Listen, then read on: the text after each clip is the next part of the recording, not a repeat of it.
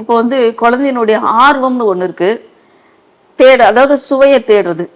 So அந்த குழந்தையினுடைய ஆர்வம், சுவை தேடல் இத வந்து தாய் தான் கண்காணிக்கணும். வேற யாருக்கும் தெரியாது. ஸோ அந்த குழந்தை வந்து சோறு சாப்பிடல, இட்லி சாப்பிடல, அதுக்கு பதிலா தான் முட்டை விரும்பி சாப்பிடுதுன்னா, அதனுடைய தேவையை நிறைவேத்தணும். நம்ம கட்டாயப்படுத்தி முட்டையோ, இட்லியோ, தோசையோ குடுக்கும்போது வாமிட் பண்ணிடுது. ஸோ 10 மாசத்துல இருந்து தாராளமா 2 முட்டை குடுக்கலாம். அந்த குழந்தைக்கு வந்து மற்ற எதுவுமே அவ எடுக்க மாட்டேங்கிறா அப்படின்னா 4 முட்டையா குடுக்கலாம். காலையில 2 முட்டை, சாயந்தரம் முட்டை. 10 மாசத்துலயேவா? 10 மாசத்துலயே தாராளமா குடுக்கலாம். அதை நல்லா பொரிச்சு கூட கொடுக்கலாம். வெங்காயம், பெப்பர் இதெல்லாம் போட்டு கொஞ்சம் கொஞ்சமா ஊட்டி. சோறு சாப்பிட மாட்டேங்குது, ஆனா இதை விரும்பி சாப்பிடுது. சரிங்களா? அதே மாதிரி இட்லி சாப்பிட மாட்டேங்குது. இட்லி சாப்பிட்டாக்கா துப்புது. சரிங்களா? நீங்க அட்லீஸ்ட் ஒரு 2 முட்டை கொடுக்காட்டி கூட நம்ம ரெகுலரா ஒவ்வொரு முட்டை கொடுக்கலாம்.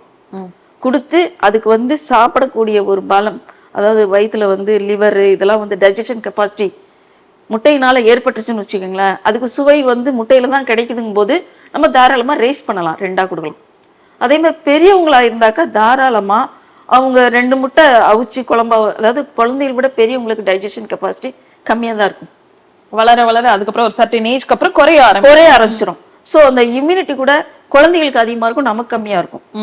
ஸோ அந்த குரோயிங் பீரியட்ல வந்து தாராளமா நம்ம எதையுமே தைரியமா கொடுக்கணும்ன்ற கொடுத்தா குழந்தைங்களோட growing period வரைக்கும் 4 முட்டை கொடுக்கலாம், தாராளமா கொடுக்கலாம்.